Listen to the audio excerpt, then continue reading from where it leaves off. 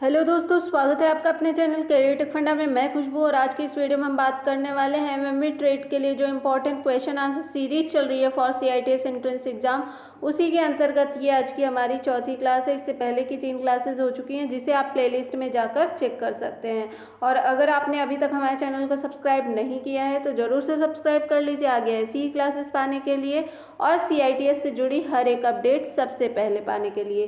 तो आइए वीडियो को स्टार्ट करते हैं। और आज का हमारा पहला क्वेश्चन है, what is the purpose of half round chisel, यानी हाफ राउंड चिजल का क्या उद्देश्य है, यानी अर्ध गोलाकार जो छेनी होती है उसका क्या यूज होता है। इसका क्रॉस सेक्शन कुछ इस तरह से होता है हाफ राउंड चिजल का। तो इसका यूज क्या होता है, कट कर्व्ड ग्रूव्स यानी जो घुमावदार खांचे होते हैं, स्लॉट्स होते हैं, उनको कट करने के लिए, उनसे मटेरियल रिमूव करने के लिए ये हाफ राउंड चीजल का यूज किया जाता है। ऑप्शन नंबर बी यहाँ पर सही हो जाएगा। नेक्स्ट क्वेश्चन की ओर चलते हैं। Which screwdriver is used in blind space, यानी ब्लाइंड स्पेस में किस स्क्रू ड्राइवर का उपयोग किया जाता है। तो ब्लाइंड जो स्पेस होता है उसमें आप ऑफसेट स्क्रू ड्राइवर का यूज करते हैं। ऑफसेट स्क्रू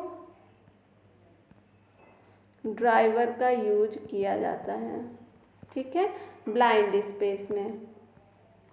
तो यहाँ से ऑप्शन नंबर आपका बी सही हो जाएगा, offset screw driver. Next question की ओर चलते हैं। What is the purpose of the cross pin in the hammer, यानी हथौड़े में क्रॉस पिन का क्या उद्देश्य होता है। तो धातु को एक दिशा में फैलाना, यानी जो भी मटेरियल है उसको पूरे यूनिडायरेक्शनल में स्प्रेड करना, फैलाना ही जो है क्रॉस पिन का उद्देश्य होता है। ऑप्शन नंबर डी यहाँ पर सही हो जाएगा। नेक्स्ट क्वेश्चन की ओर चलते हैं। Which refers the size of hexagonal Allen key, यानी हेक्सागोनल गोनल एलन की का आकार कौन संदर्भित करता है। तो ये आप size of cross section the flat, यानी फ्लैट के अक्रॉस आकार। ऑप्शन नंबर यहाँ पर डी सही हो जाएगा। नेक्स्ट क्वेश्चन की ओर चलते हैं। What the screw driver is specified, यानी स्क्रू ड्राइवर कैसे निर्दिष्ट किया जाता है, स्क्रू ड्राइवर को कैसे स्पेसिफिकेशन उसको दिया जाता है स्क्रू ड्राइवर का। तो ये length of blade and width of tip, यानी जो उसकी टिप की विड्थ होती है और ब्लेड की जो लेंथ होती है स्क्रू ड्राइवर की, इसकी लेंथ और इसकी ये जो टिप होती है इसके अकॉर्डिंग स्क्रू ड्राइवर का स्पेसिफिकेशन दिया जाता है। आप ये लेंथ और टिप का साइज बता के जो है स्क्रू ड्राइवर शॉप से खरीदते हैं। ऑप्शन नंबर ए सही हो जाएगा। नेक्स्ट क्वेश्चन की ओर चलते हैं।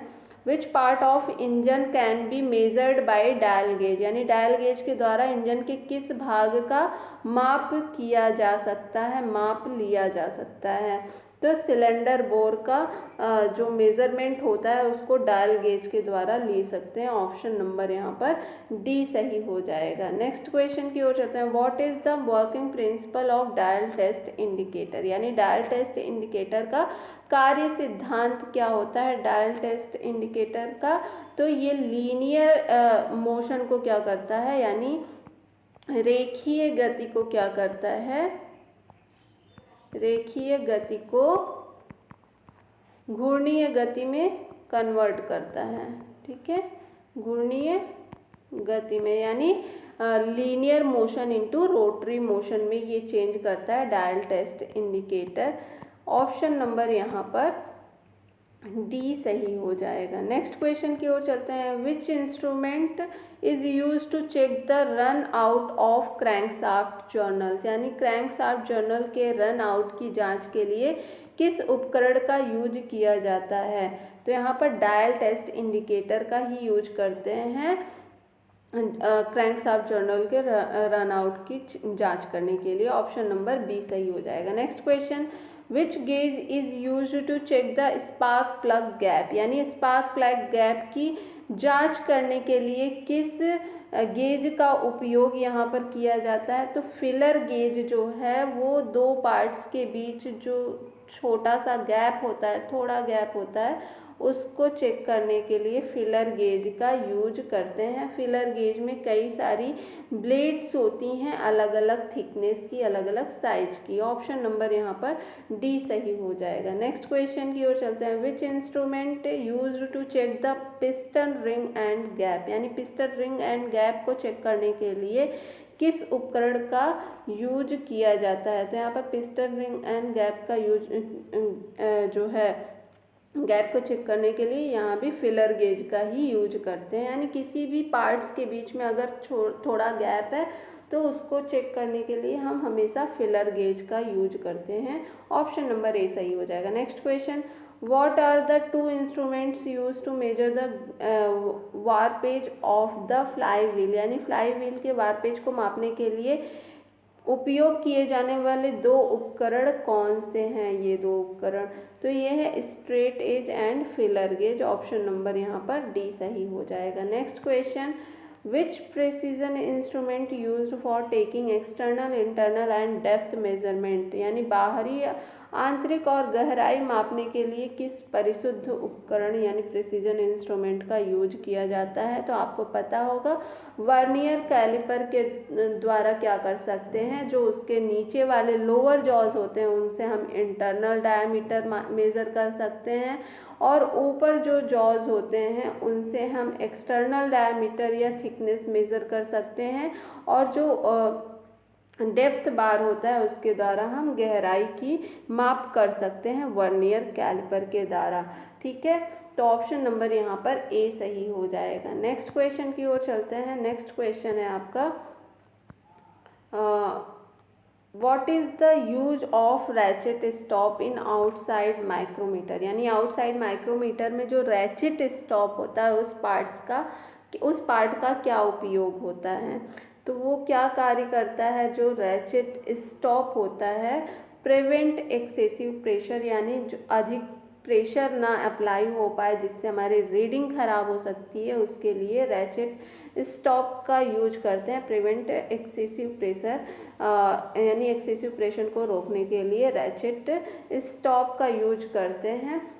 जब जो आपका उसमें आपने ऑब्जेक्ट रखा और उसको टाइट किया तो रैचेट जब कट से आवाज़ करता है, इसका मतलब उस पर प्रॉपर प्रेशर अप्लाई हो चुका है। अब इससे ज़्यादा आप प्रेशर अप्लाई करेंगे तो आपकी रीडिंग गड़बड़ हो जाएगी, इसलिए वहाँ पर रैचेट स्टॉप प्रोवाइड किया जाता है। नेक्स्ट क्वेश्चन की ओर नेक्स्ट क्वेश्चन है आपका, what is the distance covered by the spindle in one full rotation of thimble in outside micrometer, यानी माइक्रोमीटर के बाहर के माइक्रोमीटर में थिम्बल के एक पूर्ण रोटेशन में धुरी द्वारा कवर की गई दूरी, यानी स्पिंडल द्वारा कवर की गई दूरी कितनी होती है, 0.5 mm। ऑप्शन नंबर डी यहाँ पर सही हो जाएगा। Next question, which measuring gauge needs to be set up to a fixed dimension before use, यानी उपयोग करने से पहले किस मापन गेज को एक निश्चित आयाम तक स्थापित करने की आवश्यकता होती है। तो ये है dial bore gauge. Option number C यहाँ पर सही हो जाएगा। Next question, which gauge is used to check leakage of inlet manifold, यानी इनलेट के रिसाव की जांच के लिए किस गेज का यूज यहाँ पर किया जाता है। तो यहाँ पर वैक्यूम गेज का यूज करते हैं। ठीक है, वैक्यूम गेज का यूज करते हैं इनलेट के रिसाव की जांच के लिए। तो यहाँ पर ऑप्शन नंबर आपका बी सही हो जाएगा, वैक्यूम गेज। नेक्स्ट क्वेश्चन की ओर चलते हैं। नेक्स्ट क्वेश्चन है आपका, what is the name of the drilling machine, यानी इस ड्रिल मशीन का क्या नाम है। इस ड्रिल मशीन को क्या कहते हैं आप, इसे कहते हैं ratchet drilling machine. Option number B सही हो जाएगा। रैचेट ड्रिलिंग मशीन को आप अच्छे से देख लीजिए, ये आपका रैचेट ड्रिलिंग मशीन है। नेक्स्ट क्वेश्चन की ओर चलते हैं, which drilling machine is use to drill multiple holes in one setting of work, यानी एक ही बार में कई छेदों को ड्रिल करने के लिए किस ड्रिलिंग मशीन का यूज यहाँ पर करते हैं। तो रेडियल ड्रिलिंग मशीन में हम एक ही बार में कई जो है होल कर सकते हैं। ऑप्शन नंबर यहाँ पर डी सही हो जाएगा। Next question, what is the unit of cutting speed, यानी कटिंग स्पीड यानी जो कर्तन गति होती है उसकी इकाई क्या होती है, उसकी यूनिट क्या होती है? तो मीटर पर मिनट, यानी मीटर पर मिनट जो है कटिंग स्पीड की इकाई होती है। ऑप्शन नंबर ए सही हो जाएगा। नेक्स्ट क्वेश्चन की ओर चलते हैं। विच part of drill is fitted on the machine, यानी ड्रिल का कौन सा भाग मशीन में फिट किया जाता है? तो जो आपका शैंक होता है, ठीक है, शैंक वाला भाग जो है मशीन पर फिट किया जाता है। और इसमें कैसा टेपर दिया जाता है? तो मोर्स टेपर दिया जाता है शैंक में, ठीक है। इससे भी क्वेश्चन बनते हैं। नेक्स्ट क्वेश्चन की ओर चलते हैं। What is the name of the angle between the cutting edges in a drill, यानी एक ड्रिल में काटने वाले किनारों के बीच का कोण क्या होता है? तो जो काटते हैं उनके किनारों का बीच का एंगल क्या होता है? ये आपका ड्रिल है, और इसके बीच का एंगल क्या होता है? आपका पॉइंट एंगल कहलाता है, ठीक है। पॉइंट एंगल क्या करता है? ड्रिल जो ऑब्जेक्ट होता है उसको कट करता है, होल करता है। तो ये आपका पॉइंट एंगल हो गया। ऑप्शन नंबर यहाँ पर डी सही हो जाएगा। नेक्स्ट क्वेश्चन की ओर चलते हैं। What is the name of the angle marked as X, यानी एक्स के रूप में चिन्हित कोण का नाम क्या है? ये आपका मार्क्ड है, ठीक है। इसके बीच के एंगल ये एक्स है, और इसको किस नाम से जानते हैं? तो ये क्या है? आपका लिप क्लियरेंस एंगल है। क्या है? लिप क्लियरेंस एंगल, ठीक है। ये क्या है? आपका लिप क्लियरेंस एंगल है। ऑप्शन नंबर आपका डी सही हो जाएगा। नेक्स्ट क्वेश्चन की ओर चलते हैं। What is the name of the die, यानी निम्न डाई का प्रकार क्या है? इस डाई को क्या कहते हैं? तो ये है आपका सर्कुलर स्प्लिट डाई। क्या है? सर्कुलर स्प्लिट डाई, ठीक है। इस डाई को सर्कुलर स्प्लिट डाई कहते हैं। ऑप्शन नंबर सी सही हो जाएगा। नेक्स्ट क्वेश्चन की ओर चलते हैं। What is the type of reamer, यानी इस रिमर का प्रकार क्या है? ये कौन सा रिमर है आपका? तो ये क्या है? टेपर शैंक ड्रिल है। ये क्या है? टेपर शैंक ड्रिल है। ऑप्शन नंबर ए यहाँ पर सही हो जाएगा। नेक्स्ट क्वेश्चन की ओर चलते हैं। नेक्स्ट क्वेश्चन है। Which type of abrasive remove heavy stock of material, यानी किस प्रकार के अपघर्षक अधिक सामग्री को हटा देते हैं? ये किस प्रकार के होते हैं? Silicon carbide. Option number D यहाँ पर सही हो जाएगा। नेक्स्ट क्वेश्चन की ओर चलते हैं। What is the formula for calculating the drill size for rhyming, यानी रिमिंग के लिए ड्रिल आकार की गणना करने का सूत्र क्या होता है?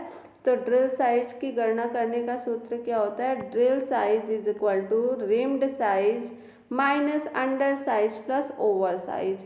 ये आपका फॉर्मूला होता है ड्रिल साइज की गणना करने का। ऑप्शन नंबर सी सही हो जाएगा। नेक्स्ट क्वेश्चन की ओर चलते हैं।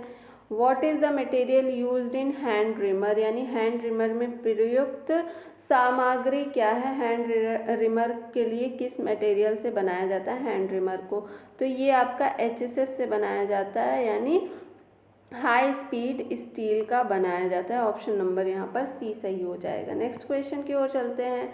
निम्न टैप रेंच का प्रकार क्या है, यानी what is the type of the tap wrench? इस टैप रेंच को क्या कहते हैं? इसे कहते हैं solid type tap wrench. Option number यहाँ पर डी सही हो जाएगा। नेक्स्ट क्वेश्चन की ओर चलते हैं। नेक्स्ट क्वेश्चन है आपका।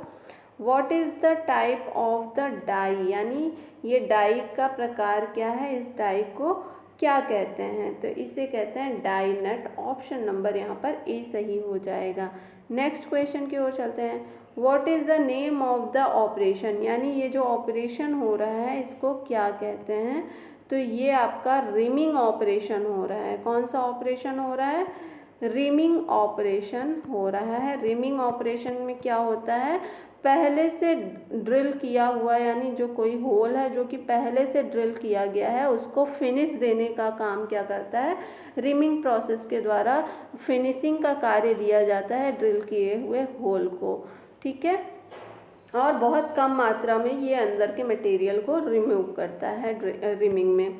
तो ये कैसा प्रोसेस है आपका, रिमिंग प्रोसेस है। नेक्स्ट क्वेश्चन की ओर चलते हैं, which device is used to hold straight shank drill, यानी स्ट्रेट शैंक ड्रिल को पकड़ने के लिए किस युक्ति यानी किस डिवाइस का यूज किया जाता है। तो स्ट्रेट शैंक ड्रिल को पकड़ने के लिए आप चक का यूज करते हैं, ऑप्शन नंबर बी सही हो जाएगा। नेक्स्ट क्वेश्चन की ओर चलते हैं, which drilling machine use to drill small dia holes up to 6 mm, यानी 6 mm तक के छोटे व्यास को छेद को ड्रिल करने के लिए किस ड्रिलिंग मशीन का यूज किया जाता है। तो bevel gear hand drill machine का यूज करते हैं 6 mm तक के छोटे व्यास को होल करने के लिए। नेक्स्ट क्वेश्चन की ओर चलते हैं, which drilling machine achieves various spindle speed by changing the belt position, यानी कौन सी ड्रिलिंग मशीन बेल्ट की स्थिति को बदलकर विभिन्न धुरी गति को प्राप्त करती है।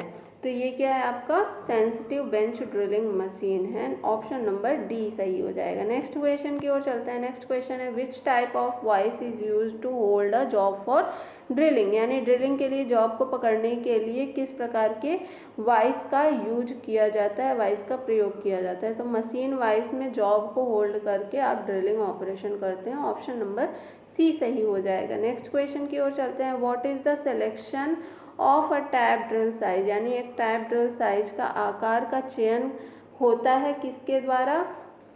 तो major diameter minus pitch, option number D सही हो जाएगा। ठीक है, drill size is equal to क्या होता है, मेजर डायामीटर माइनस पिच, ये आपका फॉर्मूला होता है। नेक्स्ट क्वेश्चन की ओर चलते हैं, which taper used in the drilling machine, यानी ड्रिलिंग मशीन में कौन सा टेपर प्रयोग किया जाता है। तो ड्रिलिंग मशीन में मोर्स टेपर का यूज किया जाता है, ये हम अभी पहले के क्वेश्चन में आपको बताए हैं, ऑप्शन नंबर डी सही हो जाएगा। नेक्स्ट क्वेश्चन की ओर चलते हैं, निम्न गतिविधि का नाम बताइए ना, what is the name of activity, ये जो एक्टिविटी हो रही है इसका नाम क्या है। तो ये आपका ड्रिल बिट है जो कि लगा हुआ है, ये आपका ड्रिफ्ट है और इसको क्या कर रहे हैं, हैमर्स करके इस ड्रिफ्ट के द्वारा इस ड्रिल को अलग कर रहे हैं, इस ड्रिल बिट को रिमूव करने का कार्य कर रहे हैं ड्रिफ्ट के द्वारा। ठीक है, तो रिमूव द ड्रिल किसकी सहायता से, ड्रिफ्ट की सहायता से। नेक्स्ट क्वेश्चन की ओर चलते हैं। नेक्स्ट क्वेश्चन है आपका, which part of drill forms a cutting edges, यानी ड्रिल का कौन सा हिस्सा कटिंग एज का निर्माण करता है, कौन सा हिस्सा करता है। तो फ्लूट जो है वो कटिंग एज का निर्माण करता है। जब आपका जो आपका पॉइंट एंगल है वो जब मटेरियल को कट करता है तो फ्लूट के माध्यम से वो मटेरियल बाहर की ओर जाते जाता है और कटिंग एज का निर्माण करते जाता है, ऑप्शन नंबर सी सही हो जाएगा। नेक्स्ट क्वेश्चन की ओर चलते हैं, विच part of drill separates the flutes, यानी ड्रिल का कौन सा भाग फ्लूट को अलग करता है। तो ड्रिल का कौन सा भाग है जो फ्लूट को अलग करता है, वेब, ऑप्शन नंबर डी सही हो जाएगा। नेक्स्ट क्वेश्चन की ओर चलते हैं, which angle of drill bit prevents the fraction behind the cutting edge, यानी ड्रिल बिट का कौन सा कोण काटने के किनारे के पीछे घर्षण को रोकता है, यानी फ्रिक्शन को रोकता है। तो ये कौन सा एंगल होता है, क्लियरेंस एंगल होता है जो कि फ्रिक्शन को रोकता है ऑब्जेक्ट और ड्रिल बिट से। नेक्स्ट क्वेश्चन की ओर चलते हैं, which tap in a set have 4 degree chamfer at its end, यानी एक सेट के किस टैप के अंत में 4 डिग्री चैम्फर होता है। तो ये है आपका टेपर टैप, ऑप्शन नंबर यहाँ पर सी सही हो जाएगा। नेक्स्ट क्वेश्चन की ओर चलते हैं, which tool is used in to make internal threading in the component, यानी घटक में आंतरिक थ्रेडिंग यानी जो थ्रेड्स होती है बनाने के लिए किस उपकरण का यूज करते हैं। इंटरनल थ्रेड्स बनाने के लिए हम किस उपकरण का यूज करते हैं, टैप का यूज करते हैं इंटरनल थ्रेड बनाने के लिए, ऑप्शन नंबर यहाँ पर डी सही हो जाएगा। नेक्स्ट क्वेश्चन की ओर चलते हैं, what is the use of hand tap, यानी हैंड टैप के उपयोग क्या है। तो हैंड टैप के द्वारा इंटरनल थ्रेड बनाया जाता है, ऑप्शन नंबर यहाँ पर बी सही हो जाएगा। नेक्स्ट क्वेश्चन की ओर चलते हैं। नेक्स्ट क्वेश्चन है आपका, which type of tap wrench prevent damage to the taps, यानी किस प्रकार का टैप को होने वाले नुकसान को रोकता है। किस प्रकार का टैप रेंच है जो टैप में होने वाले नुकसान को रोकता है? तो सॉलिड रेंच। ऑप्शन नंबर यहाँ पर सी सही हो जाएगा। नेक्स्ट क्वेश्चन की ओर चलते हैं।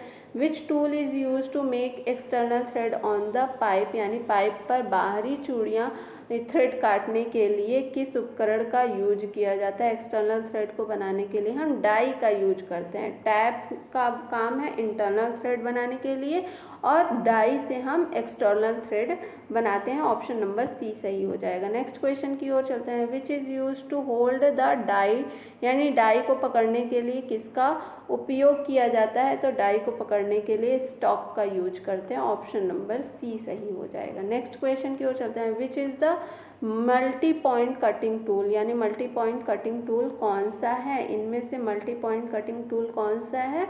तो ये आपका है रिमर। रिमर जो होता है वो मल्टी पॉइंट कटिंग टूल होता है। ऑप्शन नंबर यहाँ पर सी सही हो जाएगा। नेक्स्ट क्वेश्चन की ओर चलते हैं। What is the purpose of reamer, यानी रिमर का उद्देश्य क्या होता है? तो अभी मैंने बताया जो आप पहले से होल हुआ है उसकी साइज को बढ़ाने का काम कौन करता है?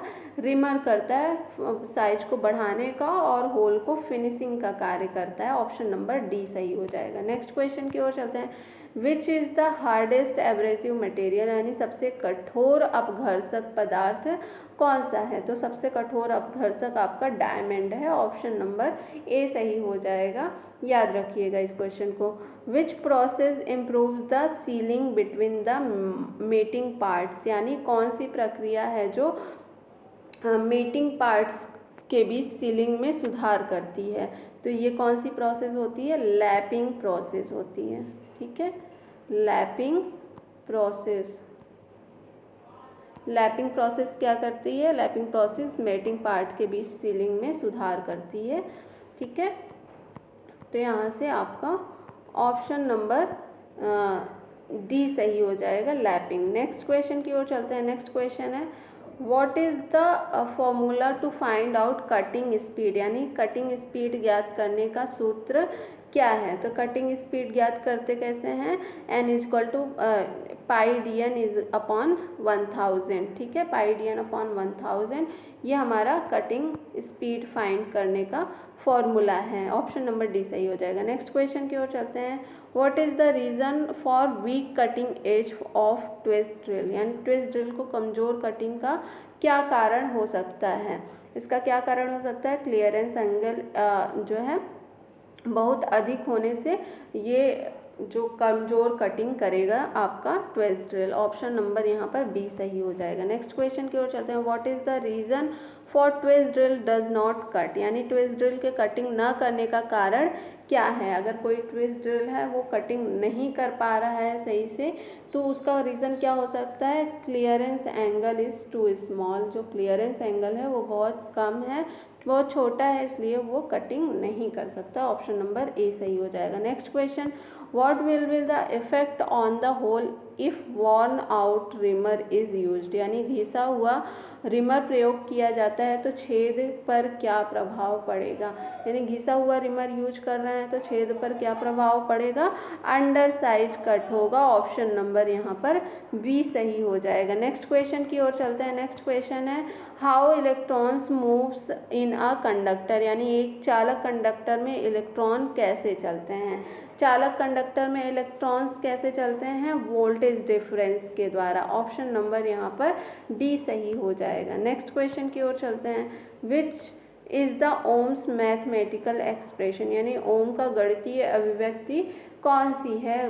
ओम का नियम जो होता है उसका फॉर्मूला क्या होता है? तो I is equal to V by R, जहाँ I आपका करंट है, V आपका वोल्टेज है और R आपका रजिस्टेंस है। I is equal to V by R. Option number A सही हो जाएगा। नेक्स्ट क्वेश्चन की ओर चलते हैं।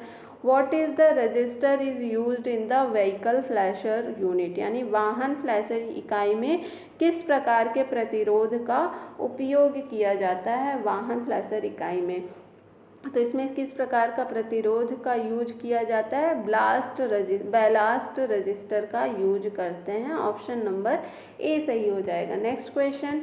विच material is required to make integrated circuit chips, यानी इंटीग्रेटेड सर्किट चिप्स बनाने के लिए किस सामग्री का यूज किया जाता है। तो सिलिकॉन जो मटेरियल होता है उसका यूज इंटीग्रेटेड सर्किट चिप्स बनाने के लिए करते हैं। ऑप्शन नंबर सी सही हो जाएगा। नेक्स्ट क्वेश्चन की ओर चलते हैं और ये आज का हमारा आखिरी सवाल है। What is the name of the electronic symbol, यानी निम्न इलेक्ट्रॉनिक सिंबल का क्या नाम है। इस इलेक्ट्रॉनिक सिंबल को क्या कहते हैं, इसे डायोड कहते हैं। ऑप्शन नंबर ए सही हो जाएगा, डायोड है। डायोड क्या करता है, ये एक ऐसी इलेक्ट्रॉनिक डिवाइस है जो इलेक्ट्रिक करंट को एक ही डायरेक्शन में बहने देती है, यानी इसमें क्या होता है, जो इलेक्ट्रिक करंट होता है वो एक ही डायरेक्शन में फ्लो करता है, डायोड है ये। ऑप्शन नंबर ए सही हो जाएगा। तो आज की क्लास में बस इतना ही। आई होप आपको ये क्लास अच्छी लगी होगी। अगर अच्छी लगी है तो वीडियो को लाइक और चैनल को सब्सक्राइब ज़रूर करें। मिलते हैं नेक्स्ट क्लास में